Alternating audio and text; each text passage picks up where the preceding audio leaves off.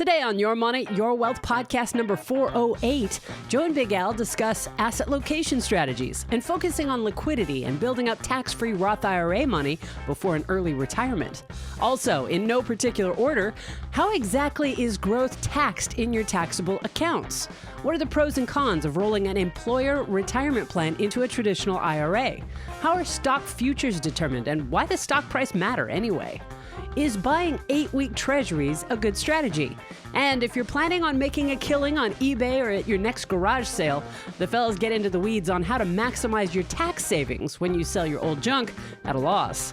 Visit yourmoneyyourwealth.com and click Ask Joe and Big Al on air to send in your money questions via email or priority voice message. I'm producer Andy Last, and here are the hosts of Your Money, Your Wealth, Joe Anderson, CFP, and Big Al Clopine, CPA.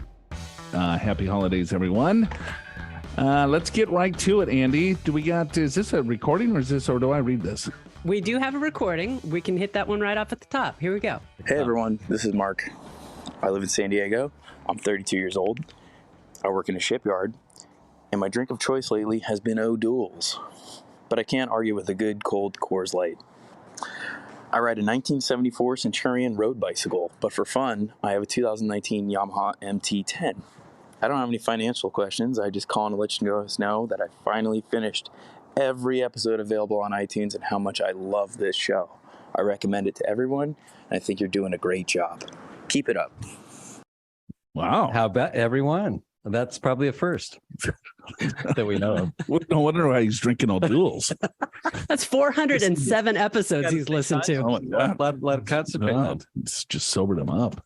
You know how funny. So I had a Centurion road bicycle in 1974. You did. And you were like 52 years old riding it? No, I was a kid. but yeah, I remember having that bike. It was white. It was cool. It was a really cool road bike. It was one of those, with the curly the handlebars, right? Yeah, lean over. Uh-huh. Yeah, really like that thing. Oh, wow. So, and Mark is 32, as my son is 32. So I'm guessing it's his dad's or his mom's old bike. Well, he might go to a little antique shop too. Maybe so. Well, very cool. I wasn't expecting that. I should probably be a little bit more prepared. I thought that was a question. So, wow, every episode. So thank you very much for your support. That's pretty good. I really appreciate you spreading the word there for, Your Money, Your Wealth followers. So let's dive into this one here. This is Michael.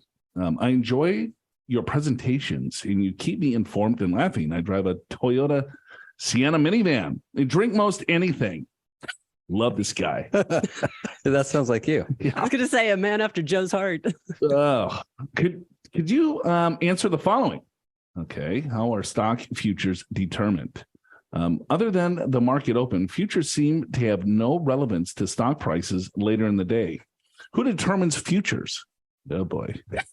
Did you get your CFA hat on there, Big Al? CFA, yeah. We got Robert Nowak and Brian Perry of Pure Financial that helped us out on this show because the answer is we don't know. Yeah, derivatives. It's a very complex security. It is. And it follows closely because it's overnight trading, right? Yeah. So you're not buying the actual index. You're not buying the stock. You're buying the derivative of the S&P 500, let's say. Yeah. So, right. So, yeah, S&P 500 future is follows the index. And it basically, I think people watch it when the market closes to open to try to figure out where it's going. Right. But it has very little relevance. Relevance? Relevance. It's got a little relevance too. It's got some relevance. Very little relevance later in the day. So you look at what people are doing overnight and what are they buying and things like that. So it's kind of a trending mechanism, probably for the open, so it's tied somewhat closely. But yeah, if you're trying to, look at the futures and trying to, get in right in the morning and think it's going to go up, you're probably already too late. Probably. Yeah. And I'll read the first couple sentences of what Robert and Brian Perry wrote. They said they're derivative securities, which means they derive their value from another asset. So, for example, S&P 500 futures derive their value from the S&P 500 index. They both move hand in hand. So if the S&P index closes up 2%, the futures will also close up around 2%, not exactly, but around 2%. But the futures also trade after the stock market closes. So overnight and before the market opens, the futures give a good indication where the actual cash index will open, which is basically the link between the futures and the market, right? So I think that's a good enough summary, right? Yeah, I think so. He's got another question here. He goes, why does a company care about the stock price? Haven't they already sold the share? Other than employee compensation being tied to the stock price, what is the relevance? Let's see. He likes well done. To the company. I must be missing something, but it seems similar to me selling my car and then worrying about the value. I appreciate your show. Thank you. Well, a couple of things in regards to the stock price. A lot of companies hold their own stock on their balance sheet. There's a lot of stock buybacks that you might have heard of in recent years. But I think he hit the nail on the head, is that a lot of executives are compensated via the stock. There's, restricted stock, there's stock option plans. There's all sorts of different things that people or companies want to get their employees involved a little bit more in the overall success of the organization. Sure. And so they reward them with stock.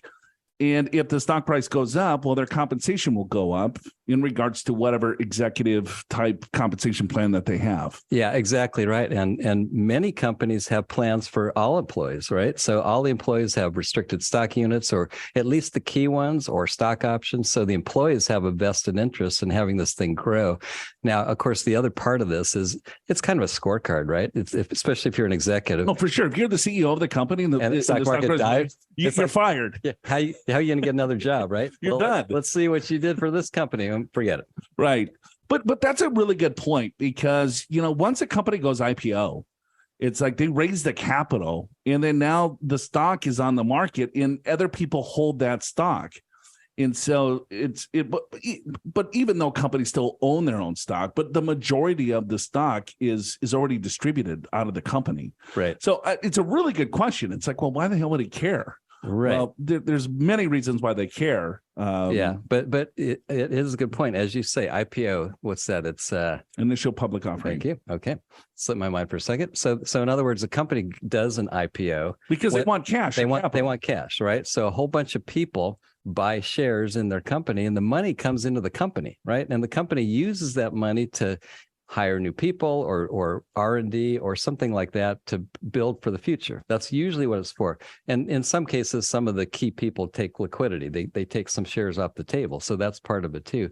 But so typically, once the money comes into the company, it's all done, right? And so now one person A is selling to person B that has nothing to do with the company. So the question is, why should the company care? And the reason is because of compensation issues for key employees, and sometimes all employees. Right. Well, you look at Bezos. You don't think he owns a little bit of Amazon? Yeah. And do you think he cares? I think he cares. So. Right. I think he cares. So, all right. Really good question. Thanks for that. I got one coming in from Nashville, Tennessee. Hey there. My name is Renee, and I drive a sexy 2015 Honda Odyssey. Ooh. Enjoy. You kind of visualizing that? Yeah. Sexy. Yeah. Yeah. I also enjoy a cold Mick Ultra from time to time. Okay. Yep. Not a big fan of Mick Ultra. I like those. Really nothing there. I like Coors Light. Coors Light is nothing there. I mean, yeah, I will say there's not much flavor. It's like sparkling water. Got a question for you. But first, a little background. My husband and I are 45, combined gross income of $280,000. In addition to my mandatory DCP plan, through this university, we max out his 403B and my 401k with pre-tax dollars. He maxes out his 403B with Roth contributions. With the addition of my traditional IRA from a previous 401k, we have about $900,000 in tax-deferred assets, with about 85-15 allocation. So 85 stock, 15 bonds, I'm guessing? Yeah, me too. Okay. With his Roth 403B, HSA maxed, and 529 plans, we have about $1.2 million total investments, with only $20,000 of that in a brokerage account that I just recently started. If all the stars align, we wouldn't be opposed to retiring at 55, but could easily go part-time if needed. No debt except $100,000 in the mortgage. We will be paid off in about 4 years. We got $40,000 in the money market, 2 boys that will be going to college in 6 to 10 years. I just discovered your show. Oh, which is amazing, by the way. Thank you. And I'm now second guessing our retirement fund location due to RMD and lack of liquidity if Roth conversions come into play in the future. All right. Would love a spitball analysis on if we need to pump the brakes on that tax deferred and concentrate more on liquidity and Roth. I obviously want to get the employer match, but thinking we may need to switch gears. After the new year, I will also have access to additional after-tax option that can be converted to a Roth within my 401k. So to recap, we contribute $70,000 per year. That's a lot. That's a hefty sum there. We got his 457B, which is pre-tax, his 403B, which is Roth. She's got her 401k, employer match up to 6%, traditional pre-tax, with an option now to contribute to Roth. This new after-tax option within the 401k, so that's going to be the Megatron backdoor barnyard Roth conversion. Yes. We got a little brokerage backdoor Roth for him, not counting his mandatory DCP in that $70,000. Okay, so they got 70 grand that they're saving. Right. I guess the question is going to be, where should they be allocating that? I think so. Cash flow. Let's see.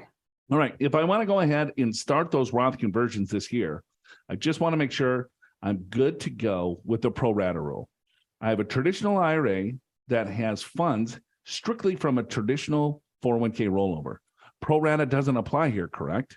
Yes, because it's in an IRA. Yeah, incorrect. It applies. It applies, yes. Additional information to add it if needed. We have $400,000 in equity in-house. We'll probably need around $100,000 in retirement income, no pension. I think I left those details out. I stumbled across the podcast when Googling a question regarding retirement 2 weeks ago. I've been binge listening ever since and spreading the word. You guys are awesome. Much appreciated. A little Google search. Yeah. Then Big Al comes up. We came up on a Google search. How about that? That's crazy. You ever Google yourself? I've never. I don't want to. There could be some pictures up there. Could be. Yeah. All right. So she wants to do some Roth conversions. Yeah. You know, they're saving a ton of money. And then it's like, okay, they want to retire in a few years. She's 45. They want to retire at 55. They have roughly $1 million in assets. Yeah. And so they got a 10-year window. And so they're thinking, hey, should we start converting now? Or where should they be putting the $70,000? Sure. All right. Well, what's your stab there, Big Al? Well, let's see. So they're saying the income is $280,000, and assuming there's roughly a $30,000 standard deduction, just to make the math easy, right? So that's about $250,000 of taxable income. The top of the 24% bracket married couple is about $340,000. So in other words, there's about $90,000 of room in their current bracket to stay in the 24% bracket. But they're also, don't forget the contribution. So minus 40 grand. Oh, that's true. Right? Yeah, that's true. Because he's doing full 457 tax deferred in her 401k, right? Tax deferred. So that's another 40. That's 60, 280. So call it 210, 220. Yeah, okay. We'll call it 210. Yeah, okay. We'll call it 210. So we probably have 130,000 of room, right, to be able to do conversions. Well, 130,000. But what's the top of the 22? Top of the 22 so 100 is 140, 170. 170. Yeah, I see where you're going, and I like it. So they could, if they continue to contribute pre-tax, and then they could convert to the top of whatever bracket, they could get a little bit more precise. Yeah, you know, with not going into higher brackets, right? Because there is no AGI limitation to make Roth conversions, and the conversions that you make will not affect your Roth IRA contributions. Right. That's true. So here's just spitballing here. Top of my head is that, all right, I would have the husband fully fund the 401k pre-tax. I would have her fully fund the 401k pre-tax. Then I would do the 457 pre-tax, get the taxable income down as low as you possibly can. Then I would convert her IRA right up into the top of the 22, or if she wanted to go into the 24, she could do that too. But at least there's going to be a lot of room in the 22, I think. Well, wait a minute. No, we're 100,000 up. The top, they're 280,000. The top of the 22. Oh, I thought it was 180,000. 170. Right? Okay, 280 minus. I mean, we're probably going to get to 220, let's just say, if everything goes in Roth, right? So we're in the 24% bracket. Got it. So either way, let's say they switch everything to Roth, they're in the 24. If they stay pre-tax, in the 24. Either way. So is it a good idea to convert? Well, you can do this two ways, right? You can either convert what you already have, or you can have your current dollars, right, from your pay go into a Roth, which is kind of the same impact. So the pro rata rules is that even though it came from a 401k plan, and let's say you wanted to do a backdoor Roth, well, if you already have an IRA, even though it came from a traditional 401k, since it's in an IRA, they're still going to count that as the pro rata rules. Right. But what you could do is you move that IRA into your 401k, existing 401k.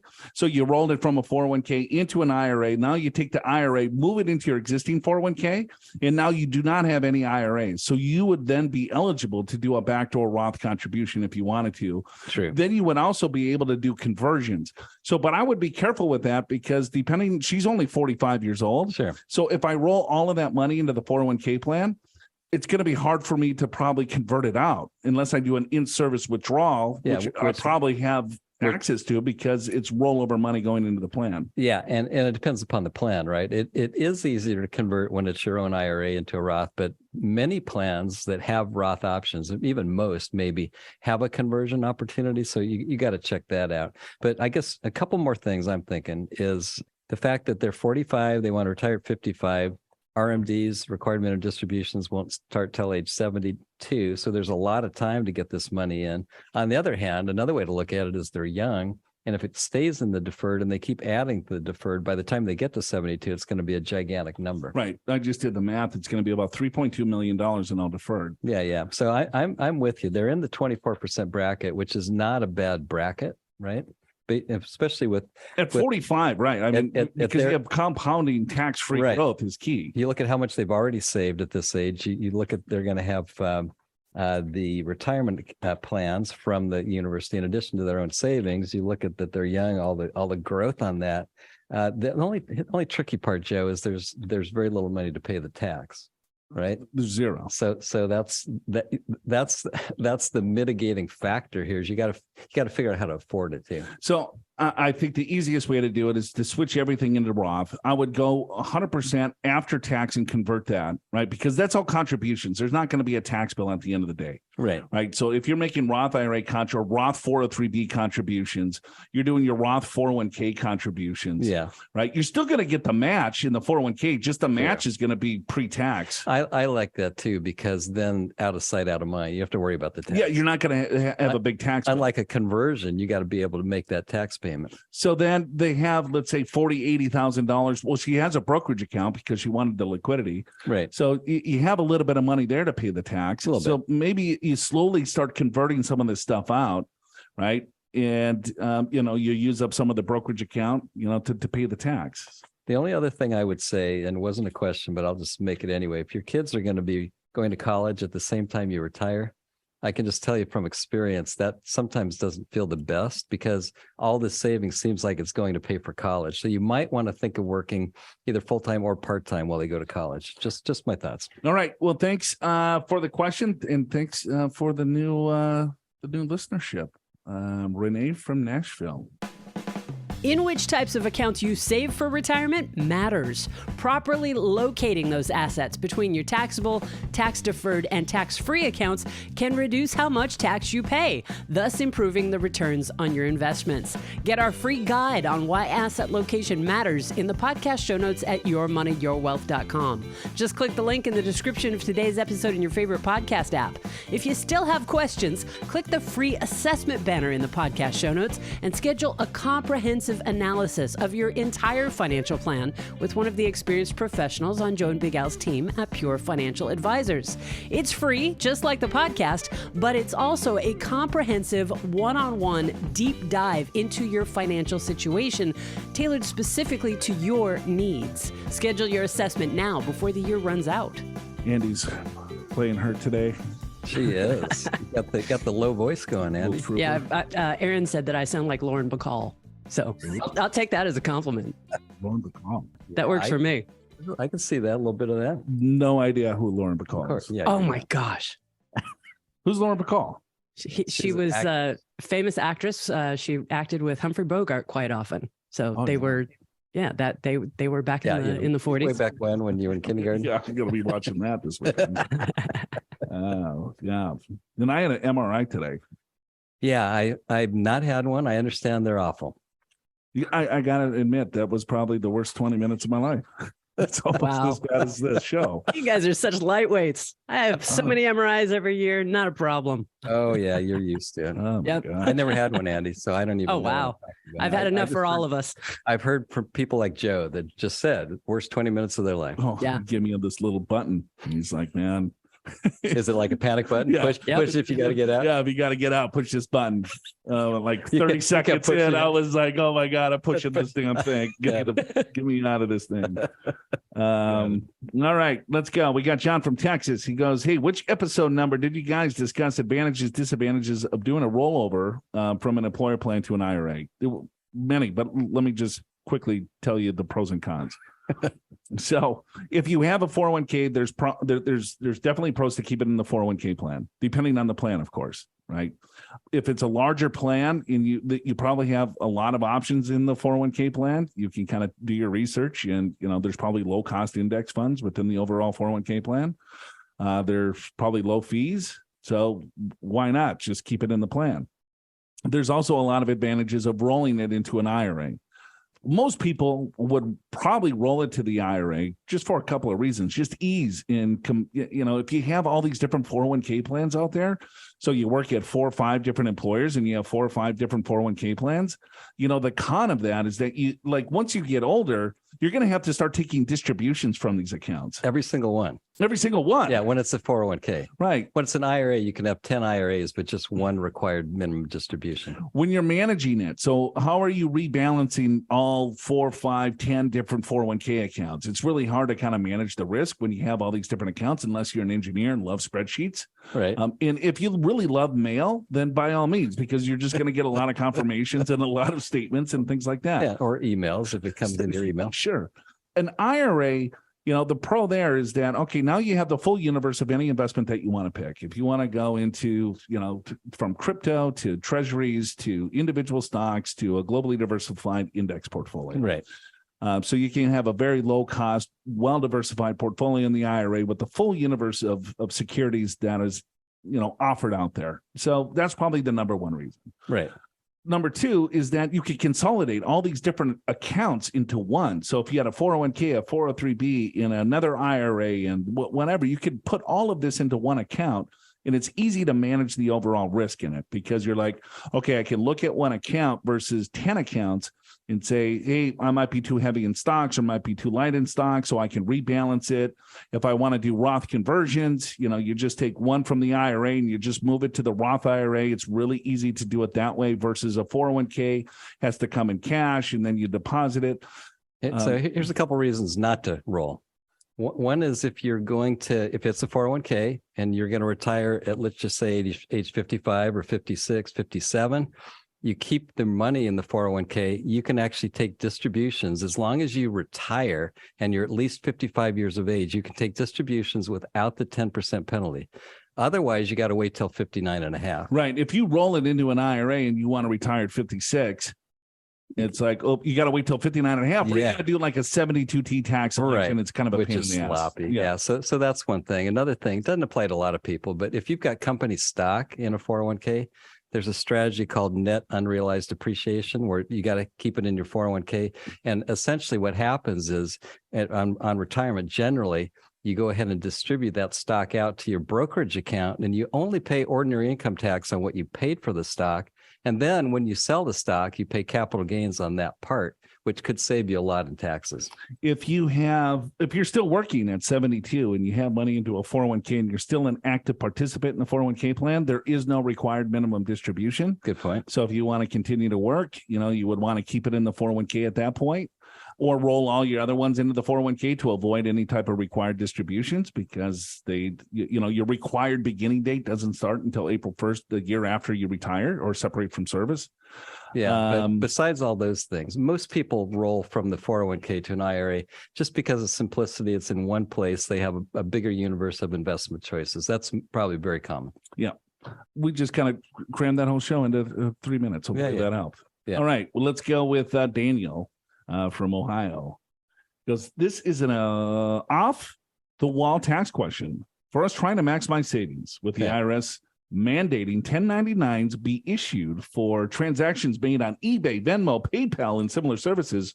Should people selling old junk that can actually show real losses on sold items now report them as such and deduct a loss?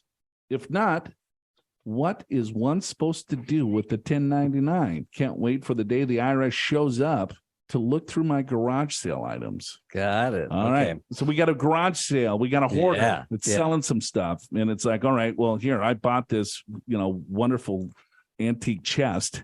Right. 30 years ago for $500, and they're selling it for $25. Yeah. Can they take the loss? Apparently they lost money on it. So, well, first of all, 1099, that's what you get. Like for example, if you're not necessarily an employee, but you're doing work for a company, you probably would get a 1099, which is kind of the equivalent of a W-2, meaning that, I did some consulting services for you. You have to send me, the company has to send me a 1099. Couple $1,000, whatever the number is, I need to put that as income on my tax return. Here's something that not everyone knows. Whether or not you get a 1099, you have to put it on your tax return. And if you don't, if the IRS audits you, it's a big problem.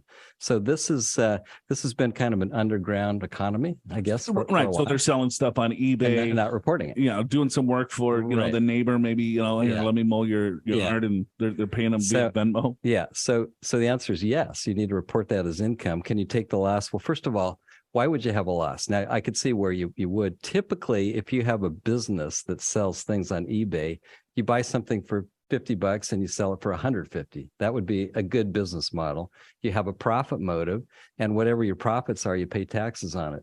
Now, on the other hand, if you keep buying stuff for $50 and you sell it for $5, that's a $45 loss. If you truly have a profit motive, then yes, it's deductible, but it's debatable whether you have a profit motive when you're consistently buying something at one price and selling it at a lot lower price. But I think his question is that he does garage sales. So let's say you have a garage sale. Yeah. I don't think anyone's selling the junk that they have in their garage sale for a profit. Well, no, they're not at a profit. Yeah, that's just a loss. But I'm thinking. But so I'm thinking he buys it at a garage sale and tries to sell it for more, but that's a profit.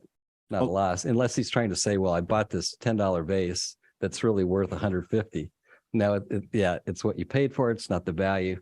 Anyway, the basic rule is this. If you have a for-profit business, if that's your motive and it's run like a business, right, then you can take those losses. If it's a hobby or just a little bit here and there, no, you can't take those losses. Oh, remember, I would share like the stupidest purchases I've ever made in my life. Yeah, right. Right. So when I purchased the tour golf bag that is like bigger than this studio, you can't even carry it. Can't even carry it. Can't even fit on a golf cart. I mean, no other golf bag can fit. I mean, because this bag is so big, the whole space. And it was very expensive. And there's no way I'm ever bringing that thing on the golf cart. Right. Got it. Now it just sits in my garage, and if I wanted to sell it, sure. Let's say I bought it for $2,000, and I sell it now for $500. Yeah. Can I take that loss? But I'm not in business. That's a personal loss. It's never deductible. So now if you were in the business of selling golf bags and you consistently did that, you would be out of business pretty quickly. Got it. Anyone want to buy my golf bag? It's Cobra. It's orange. I'm sure it's beautiful. It's giant. You'll need a couple people to carry it. Thousands. You can fit thousands of golf clubs in there. Learn more last-minute tax-saving strategies before year-end in the podcast show notes at yourmoneyyourwealth.com. Register now to join Big Al Clopine and me for a free webinar on charitable giving tomorrow, Wednesday, December 13th at noon Pacific time. You'll learn 7 strategies to maximize the tax deduction you get when you give money to charity. Watch last month's webinar on end-of-year tax strategies and download the companion guides for both webinars, all for free, all courtesy of Your Money, Your Wealth, and Pure Financial Advisors. Just click the link in the description of today's episode in your favorite podcast app, go to the show notes, register, watch, and download. Hitting the share button and passing all these resources on is a great way to say thank you. Hi, Knowledgeable Joe. Oh, you're the knowledgeable one. Just Big Al. I'm big, but you're knowledgeable. In Ringmaster Andy. Yes, indeed. Right. Been listening to your podcast forever. and appreciate all your spitball analysis in comical banter. I drive a Ford F-150. That's probably one of the most popular. Seems to be, right? The Ford F-150. And then have you ever owned a truck? I had a Wrangler. You did? I had a Jeep Wrangler in college. I was really cool. That sounds like you. I took the doors off. No roof. Just cruising around. Was one of those schmucks. Right. And and I had a Ford Ranger. Wow, you are cool. I had a Ford Mustang one. I know you did. That wasn't a convertible. Red convertible. That was the same color as your hair. That was my midlife crisis car that lasted for a decade. I love that car. Oh, I drive a Ford F-150. Have a bearded dragon lizard. Check them out. They're so cool. Oh my God. Oh, okay. Bearded dragon lizard. Do you have one of those? I don't. No, me neither. No. I've never even seen one except at the zoo. Yeah. I think Robert Rogers probably has one of those. And enjoy top shelf margarita on the weekends. Okay. I thought for sure it was going to be Jack Daniels on the rocks. Me too. F-150. Come on. He's got a dragon lizard. Right. Come on. My question is whether or not my wife should start a Roth IRA and begin conversions. Would it be beneficial and take into consideration the 5-year rule? Our info is we are both 66 and retired, 22 marginal tax bracket, brokerage account $3,400,000 in cash. My Roth is $650. My IRA is $200. My 401k is $875. My spouse's IRA is $880. I've been doing conversions into my Roth about $122,000 this year. Should my wife also start Roth? Thanks much. Appreciate your guidance. Cheers to you. Yeah, why not? I mean, you're almost out of IRAs. Yeah, they have. Looks like well, he's got a big 401k and she's got a big IRA. So yeah, I mean, I think the answer is kind of what we typically say. They're both 66. So he's got a brokerage account of $3 million. Right. So he's got 875. She's got 880. So, and they're both the same age. So how we look at Roth conversions via spouses is that the older spouse should do conversions first. Bingo, because they have to take the required distributions first. So it doesn't necessarily matter in this scenario. Right. Unless, because let's say, who's this? This is Buddy. So if Buddy passes, right, his IRA is going to go into a spousal IRA. So it's going to just transfer into his spouse's IRA. And so now the spouse is going to be at a single tax bracket. So it's going to be combined into one anyway. Sure. So in their individual account. So if she does a Roth conversion versus he does a Roth conversion, it's still going to show up on the tax return the same. And if she passes, her IRA is going to go into his. So, I mean, you just want to kind of keep chipping away at it. But in my opinion, unless I'm totally missing something, because I just got out of a tube. Are you still hearing things? My brain is still a little mushy. Got it. But I don't know. I don't think it matters. Do you?